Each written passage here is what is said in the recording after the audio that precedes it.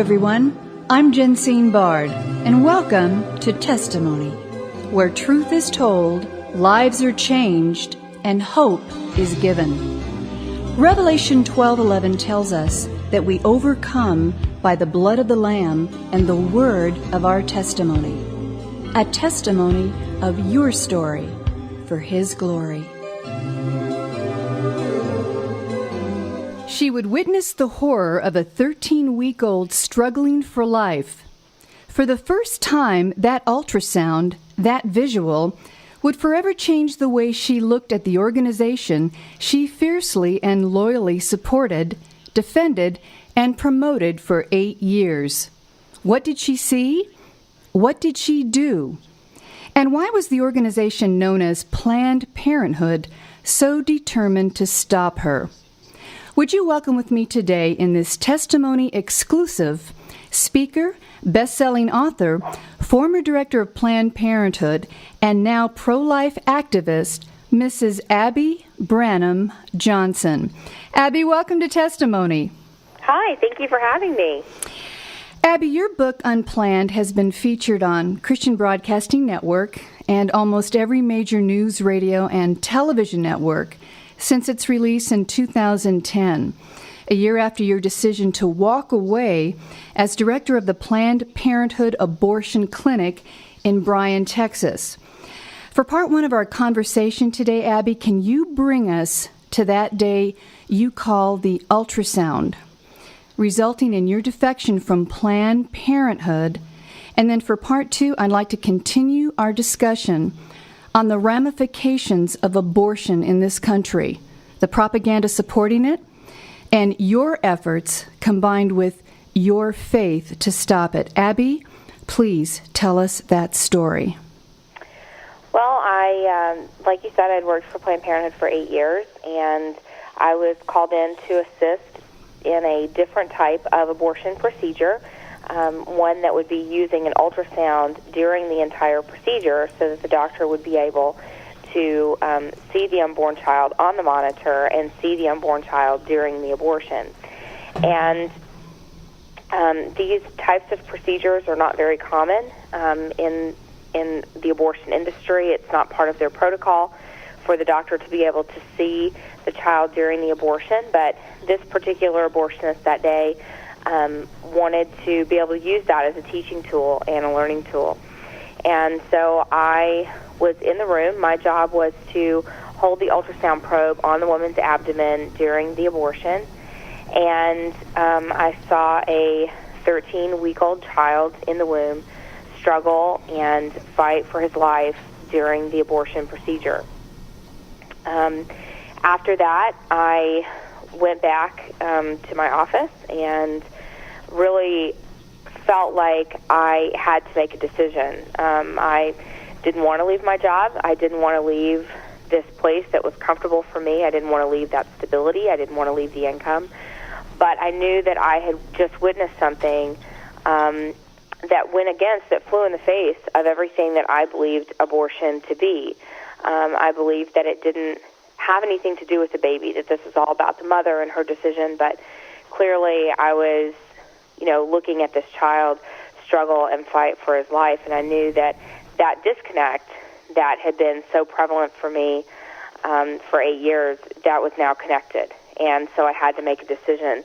I stayed at work for a week after I saw the abortion take place and didn't really know where to go, what to do. All of my friends were involved in the abortion industry, and so I had remembered that the people that were outside the clinic with 40 Days for Life, they had always told me that they would be able to help me if I ever wanted to leave, and I felt like that was the only way out.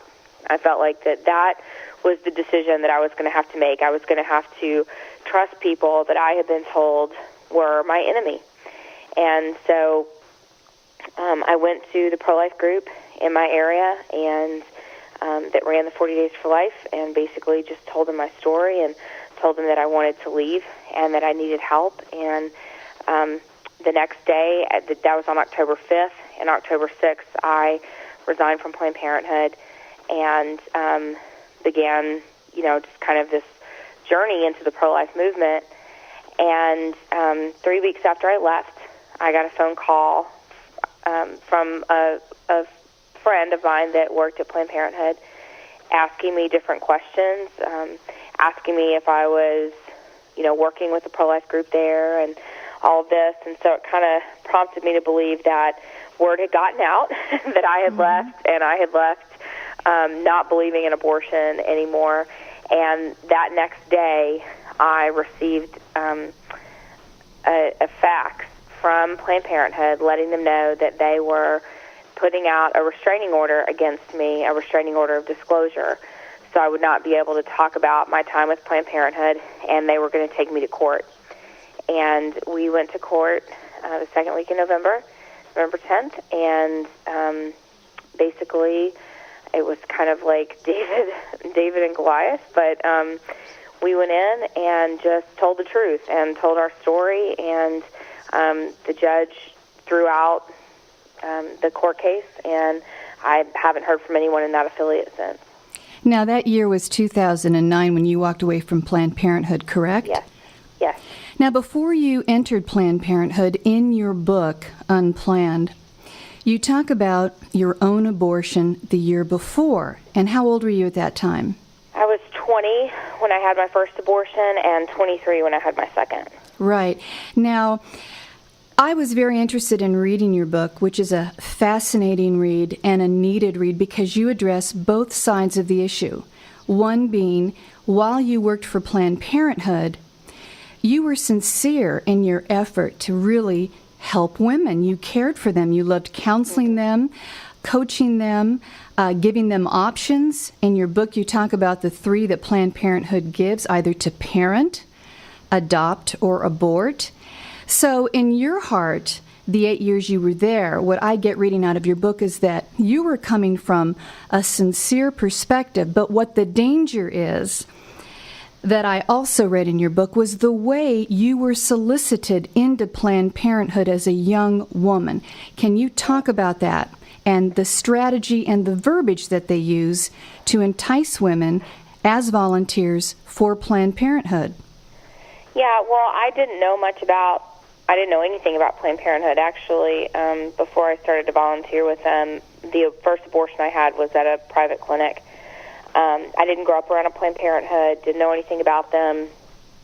I grew up pro-life. My parents were pro-life, but we didn't sit around and talk about it around the dinner table, or we didn't have conversations on abortion or about being pro-life or pro-choice. And so when I was first introduced to Planned Parenthood by this woman that was recruiting for volunteers, she started telling me about what Planned Parenthood believed, that they wanted to help men and women who were low income and help them, get on birth control or help them get annual exams, and that a very, very small percentage of what the services they provided were actually abortion, and that their goal was to reduce the number of abortions every year, that they did not want women to make a decision to have an abortion, that they wanted, all pregnancies to be planned and wanted.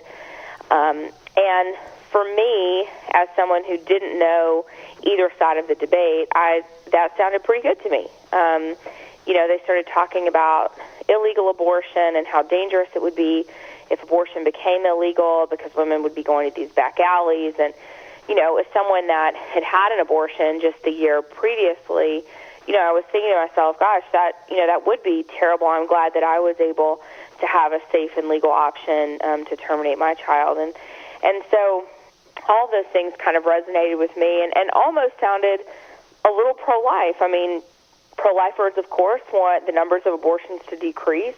They don't want women to choose an abortion. All these things that just sounded kind of familiar. And so I made the decision then to basically trust what they were saying and begin volunteering for Planned Parenthood. Now, you rose to prominence in the Planned Parenthood organization very quickly. Can you talk a little bit about that? I did. I worked as a health center assistant, kind of low man on the totem pole, for only about a year, and then moved up to be the community services director. So I was in charge of fundraising and strategic planning for the group and media, donor relations, and things like that. And then I was only in that position for 1 year, and I was moved up to be the clinic director of the health center where I was working. And I was responsible for both the family planning and the abortion programs, and was responsible for making sure that we met our abortion and family planning quotas, that we performed enough abortions, worked up to that quota, and I was responsible for all the staff. I really loved my job. I thought I was doing the right thing. I thought I was doing what God wanted me to be doing. I went to church every Sunday. Then I worked at Planned Parenthood, and I thought that I was doing the right thing and helping women who were in crisis. So, Abby, let me ask you this question. As a Christian, you had 2 abortions. How did you justify in your mind those 2 abortions, which you never talked about? You didn't tell your parents. No. You didn't tell your husband at that time, now your ex-husband, that you had these abortions. That must have been horrific for you to hold all of that inside. How did you justify that, and when did you decide to share it? I don't really know exactly how I justified it, but I know that, I thought, well, I should, be able to control this and make this decision on my own. And, God certainly wouldn't want me to have a child that I couldn't care for or, wouldn't be emotionally ready to handle. And, God would want me to put myself first. And, and just those types of rationalizations and justifications. And, that's how you know it's sin, is if you're having to justify a decision that you're making. Because if something's right, you don't have to rationalize it or justify it. But I think that basically that was one of the things that kind of brought me into Planned Parenthood, was knowing that I justified these abortions for so long, and just kind of wanting everybody else to jump on the same sinking ship that you're on. And what was amazing to me, your now husband, even though he opposed the work that you were doing, and across the other side of the fence, the Coalition for Life opposed what you were doing, yet they reached out to you in love. They never stopped loving you, which I thought was an interesting approach, rather than the in-your-face, you're horrible, you're wicked, you're going to hell, which didn't work for you, and probably not a lot of other women who were considering the choice to abort, parent, or adopt. Abby, in our next segment, I want to talk more about Planned Parenthood and your efforts as a pro-life activist now. But I want to talk about a particular doctrine called the Jaffe Memo that you are not allowed to talk about, and give our audience a little more meat as to the origins of Planned Parenthood and what we can do to stop their efforts. Ladies and gentlemen, you've been listening to Abby Branham Johnson, best-selling author of Unplanned, former director of Planned Parenthood in Bryan, Texas, and now a pro-life activist changing lives for Jesus Christ. Abby, we look forward to having you back next week on Testimony. Thank you so much. Thank you. If you would like more information, you can visit our website at jensinebard.com. That's one word, JENSINEBARD.com. Or write to us at Testimony, P.O. Box 1333, Palm Desert, California, 92261. That's P.O. Box 1333, Palm Desert, California, 92261. I'm Jensine Bard. Please join us again for Testimony.